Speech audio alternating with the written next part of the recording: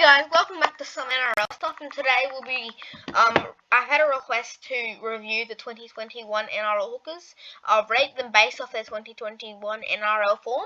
We have 16 players across 16 different clubs and 5 categories. Elite, quality, do the job, and not that great, and unproven when they haven't really played any games this year. So, our first player is Api Coruscant. So, he's a really good player, I think. He averages 50 tackles for the year, and he normally played full 80 early on in the season, but since Mitch Kenny's really came onto the bench, has been pretty impressive. So he's had 490 tackles to top out this round. Averages 40 tackles, which is quite impressive. Has the odd tackle break in him, the odd try, and the odd try assist, couple of tackle breaks. Has a decent kicking game. Was in the 2014 Premiership winning Rabbitohs side. He's a veteran.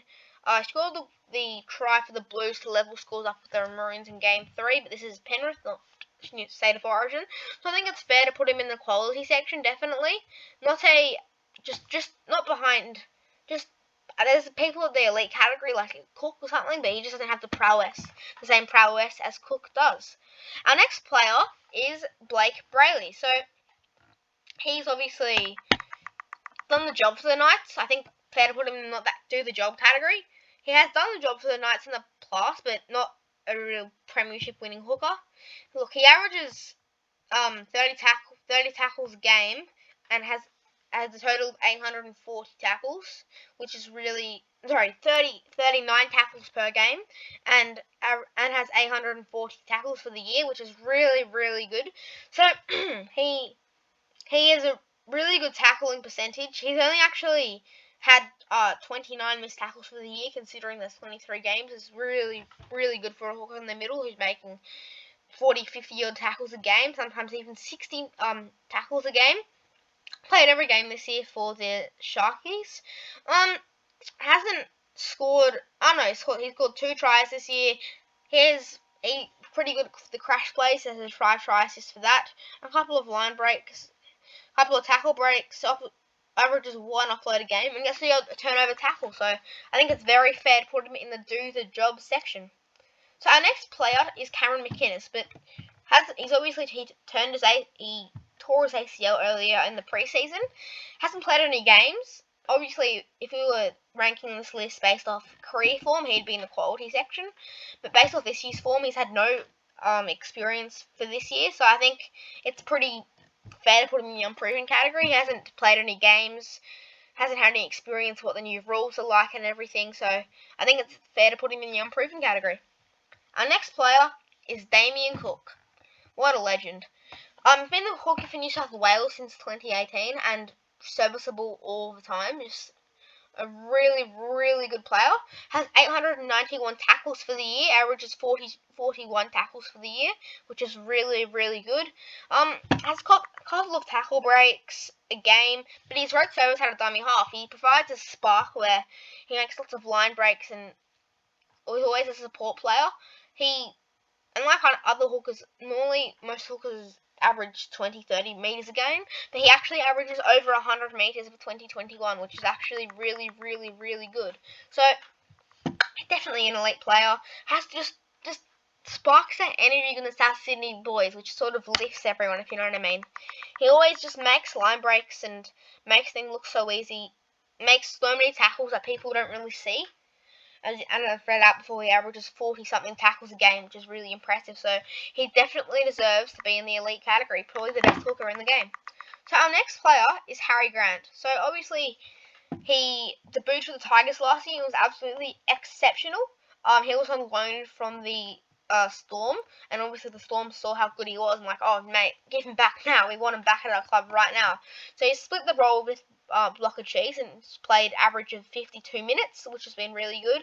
He's another player that has a spark out of dummy half. Scored 5 tries this year, in which has been only 10 games.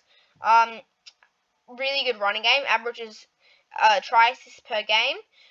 320 tackles, so an average of 35 tackles for the game, but he's not really known for his tackles. He's more known for his agility and speed and line breaks and tackle breaks and tries. Has a decent kicking game, averages kick meters per game, and actually averages 100 plus running meters. So I think, in my opinion, this might be a little controversial. Yes, Harry Grant's an elite player, behind Damien Cook obviously, but definitely an elite player. Our next player is Jacob Little. So look, he'll do the job for your team, but since Harry Grant's left, pretty big void to make. He has a pretty big tackle count.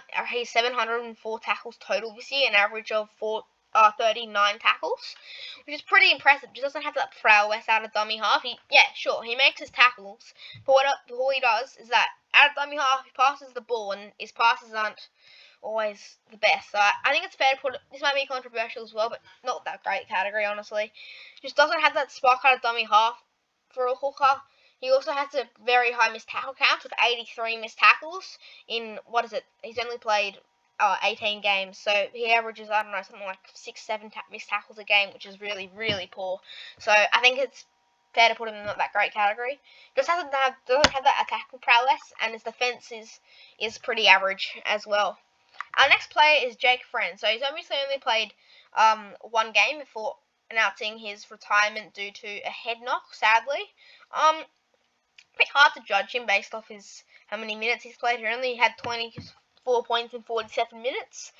30 tackles in that time, a missed tackle, an error, and 24 running meters. So for 47 minutes to make 30 tackles, I think it's pretty impressive. He's a veteran for the Roosters. I think you got to put him in the do the job category. I think this year based off form behind Blake Brayley, but yeah, I think it's fair to put him in the do the job category. Our next player is Jake Turpin. So sure, he's another player that will probably do the job for your team. He's a pretty high tackle count of 817, so he averages actually 45 tackles a game. He's a decent attacking skill. He just doesn't lift the team like a Cook would do. He averages 40 kicking meters, and again, he averages below 20 running meters per game. So I think it's fair to put him in the do the job category. I think it's fair to put him above Blake Brayley, just because they both kind of do the same thing, tackle, but he has more tackles than him, and also the attacking stats is pretty poor. They've both scored 0 tries for the season, which isn't very good, and they've only set up a couple of tries each, so I think it's fair to put Jakey Turpin in that list. Our next player is Jaden Brayley, so Blake Brayley's older brother. Ever since moving to the Knights, I think he did his ACL last year, but he's came back really strong. I think he's one of the highest tackle counts in the NRL. Yep, 957 tackles, averages 55 tackles per game, which is the most in the NRL at the moment. So he's played nearly every game except for one where he copped the head knock in round 21. He just doesn't have the attacking prowess, if you know what I mean. He's another one who averages under 30 running meters per game, and he's kicked in the past 5 weeks. He's averaged 2 kick meters, which is very poor. He plays the full 80 minutes every week. Serviceable, do the job category. Definitely better than Jake Turpin, but just not in the same prowess as the quality plays. Our next player is Jeremy Marshall-King. So obviously he has dealt with a battle with injuries, with a bad foot injury early in the year, which is a bit disappointing for Dogs fans because he's their number 1 starting hooker. Look, he's played only a handful of games. He's had 343 tackles in 10 games, so that'd be an average of 20-30 tackles. I think it's fair to put him in this year's stats not that great category. Probably Jacob Little just above him, but yeah, just hasn't had a season that's hard to forget. Our next player is Josh Hodgson. So obviously an Englishman who's led the Raiders really good. I think he's in the quality section behind Api Korosawa, but just such a great player. He's averaged 78 minutes per game. He has another high tackle count of 773 tackles with an average of 42 tackles per game. A couple of breaks. He actually has a really good kick meter. He averages the most kick meters out of any hooker in the NRL, and he's a pretty good running game. He averages 45 running meters, which is pretty good. He gets you odd try assist. Pretty good dummy half, leader in the Raiders boys' side, so I think it's fair to put him in that quality section. Our next player is Lachlan Croker. He's had a pretty decent season with the Manly boys. I think he's one of those players that Turbo and DCE, since they're the two Manly sort of leaders, they make everyone in the other team in their team look good. Like, in my opinion, Luai's not that good. He's pretty bad. He's only there because Cleary makes him good. Cleary's the one who makes him look good because Cleary does all the magic plays, except Luai's just sort of hovering around and, yes, does some freakish plays, but it's more Cleary does everything. If you look at the stats here, Cleary is the dominant half. Like, honestly, he averages like 500 kick meters per game, something crazy, and Luai averages under 100. So we're not going to get into halfbacks. I already had a video on that, but I might do 5/8 next if you guys want. So I'd probably put him in not that great category behind Jeremy Marshall King and Jacob Little. He's only played like 5 games this year, so it's hard to judge him off that. And in those games, he's only played 40 minutes and averaged 20. He's only had 20, averaged 21 tackles, and he's ran for under 100 meters in those 5 games, which isn't very good. So I think it's fair to put him in not that great category. Our next player is Mitch Rain. So look, he's done a serviceable job for the Gold Coast. Obviously, wasn't selected this round. Look, he's a pretty decent tackle count. He has 615 tackles for the year, and I think averaged 34 tackles. Fair to put him in the do the job category. Better than Jake Friend this year, but not better than Brayley. I think he's had a pretty average season for the Gold Coast. Doesn't really have any attacking stats, really. He's had a try for the year, but has had 1 try assist, a line break, and yeah, he just had a pretty average season, really.